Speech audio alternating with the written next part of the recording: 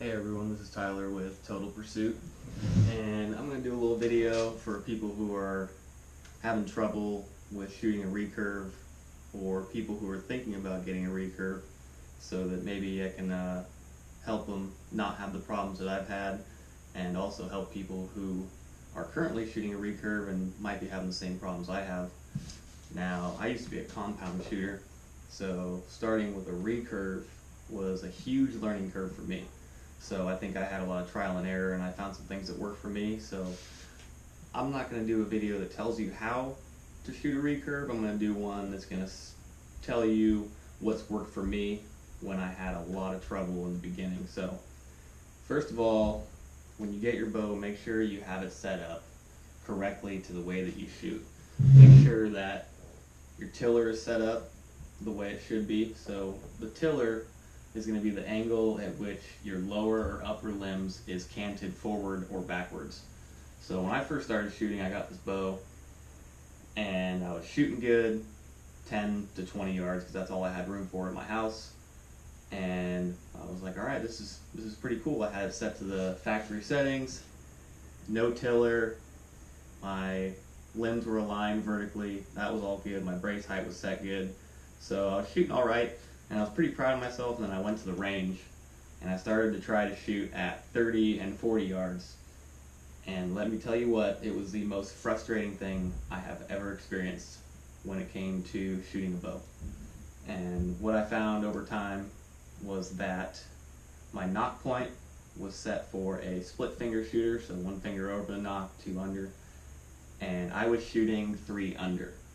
So what that was doing, basically, with zero tiller, when you grab your bow and you're shooting 3 fingers under, you're essentially shortening the string length to the end of your limb.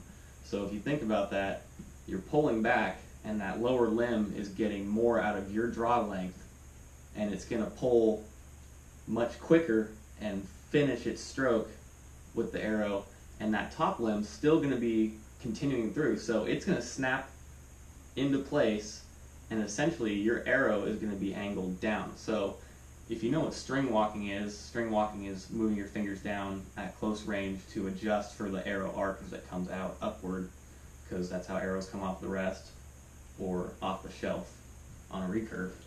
So you're basically compensating for that arrow coming up on its arc, and you're bringing it down, like I was saying. And I had no idea that my nock point was set for a split finger, so I switched to shooting split finger, and my arrows started shooting higher and where I was aiming, because I was hitting very low. So at home I was shooting 10, 15, 20 yards, which essentially string walking is good for, because you're bringing that arrow down because the arrow is arcing up at close range. So I thought I was shooting good. So I was building bad habits and not shooting the way I was supposed to be shooting. So I switched that, went to 1 finger over or split finger, and I started doing some research on how your tiller should be adjusted. So with the Hoyt Satori, which is what I have, you can adjust your tiller to your style of shooting, and I think that's pretty cool. And if you don't have a Satori that has a riser like this where you can adjust everything, you're going to have to get a bow that's tillered to your shooting style and know what your shooting style is going to be. So going to an indoor range, a bow shop where people are very well adept in bows is going to be very good for you. So what I did is I adjusted my tiller to a positive 3/8 on the bottom, so that kind of brings my limb back in line with my top limb, so that they are firing, or they are accelerating at the same time and ending at the same time, so you get a more consistent flight pattern out of your arrow, and it's coming off the way it should be based on my shooting style, which is split finger now. And when it comes to shooting a recurve, what works for me the most, that I have found after realizing what my mistakes were, the number one mistake is your follow through. When you're going to the range and you're shooting arrows and you're seeing a mistake and you're like, okay, I'm going to correct this, I know exactly what to do, and then you go to correct it and you release that arrow, what is the first thing you do? You want to see that arrow fly and see that you were right and your arrow is hitting exactly where you wanted. So naturally, what are you going to do? subconsciously even, you're going to drop the bow. So the arrow's going to be flying, you're still going to be, hopefully, your anchor point, and you're going to drop because you're looking for the arrow. What you need to do, and what I need to do, and what worked for me, just hold it there until the arrow hits the target, then you can look. And that increased my accuracy so much. It was one of the best things I did. Another thing is, on your anchor point, make sure it's consistent. For me, it's right in this part of my nose. Everybody's different because your facial structure is different, where you hold is different, the way you aim. I'm not going to get into aiming because that's very in-depth and I could talk forever. But for me, it's right in this crease of my nose. That's where my index finger holds. And when I hold, I'll release, and I can almost feel the string starting to slip through my fingers, and it goes. The string's going to go. Don't think you're going to chatter it. It releases. Before, I was kind of plucking the string, so I would shoot, and I would flick my hand out. Didn't really know I was doing it, but I flicked my hand out, and I'd drop the bow. So all my shots were going low left, because I was flicking out, and I was dropping. So correcting my habits as quick as I could really helped out. Keep it steady, don't death grip it, because when you death grip it, your muscles are tense. You shouldn't be tense when you're shooting. Your holding finger and your bow hand should not be tense. Your bow arm should not be tense. You want to give it the okay grip.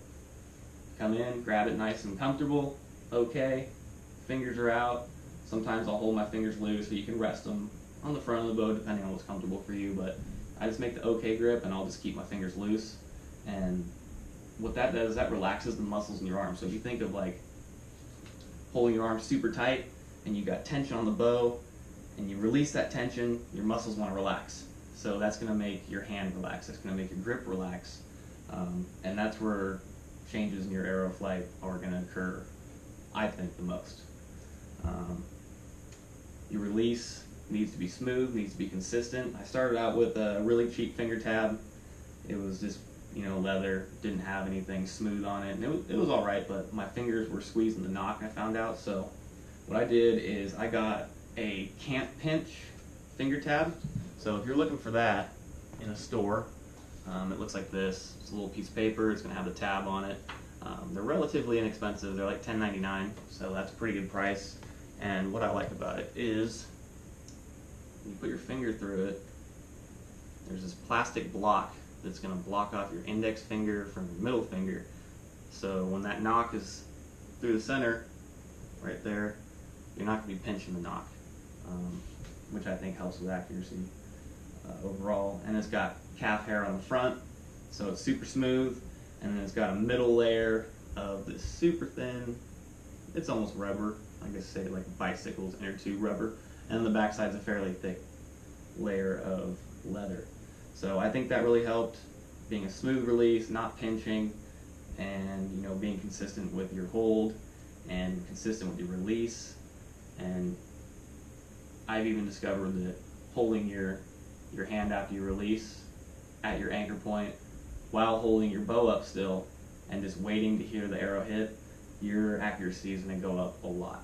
So just make sure your bow's set up the way you want to shoot. Don't get discouraged when you're taking 100 shots at the range and they're not doing what you want, they're doing different things. So you try to adjust for an error you think you're making, and that shot's good. You're like, man, that shot was good, but you're not focusing on your form. You're just focusing on that one little thing that you want to change. And when you start doing that, you're going to start forgetting about things. So what I do, shooting a recurve isn't the easiest physically. Most people I've heard start out at like a 35-pound draw. I went straight to a 50, and it's quite a bit to hold if you're shooting for an extended period of time. So what I'll do is I'll shoot 6 arrows, 2 groups of 3, and I'll take a break, 5 minutes, 10 minutes, whatever. Because when you're holding this back, over and over and over, not only are you psyching yourself out if something doesn't go right or exactly the way you planned, your body's getting fatigued, and at the same time you're going to start forgetting about what it is you're working on, and your body's going to be tired. You're going to start focusing on how tired you are, and what you really want to do is just keep yourself consistent and keep yourself smooth, relaxed. And when you're tired, you're tense. You're really trying to hold that bow. You're squeezing, you're extending your muscles the way you shouldn't be. So really work on that. Um, like I said, I'm not telling someone how to shoot a bow. I'm just saying what has worked for me, and consistently holding the bow up with my follow through after the shot, keeping my hand at my anchor point, and waiting for that arrow to hit has greatly increased my accuracy. And I was super happy when I figured all this out. Make sure your knock point's right. Make sure it's set for a split finger shooter or a 3-finger under shooter. Make sure your tiller's set. The tiller is going to be different for everybody, different length bow, different draw weight. Your arrows are going to be a whole nother thing. So make sure your arrows are set up right. They're expensive. You go to the bow shop and you get a nice set of arrows and they're $12, $15, $20 each. I shoot the gold tip traditionals. I think they look super cool. When I first started, I was shooting a 340 spine, so it was fairly stiff, and I was shooting 125 grains up front. When I was shooting, my fletchings were angled to the left, and the point was where I was aiming, but my fletchings were coming to the left. That's an indication you are over spined. So doing your research on that, asking a professional or someone that you know that knows what they're talking about. Like my partner Brian, he knows what he's talking about much more than I do. I always have something to learn, and so does he, but he's very knowledgeable when it comes to your arrows and their flight and weights. So I switched to a 400 spine, and they're a little more flexible. I went to 150 grains up front, so I got more weight up front, a little more flex in the back, so they're actually flying better because it allows itself to flex, but that front's still going stable. And that helped out a lot for me, and it all kind of came together. So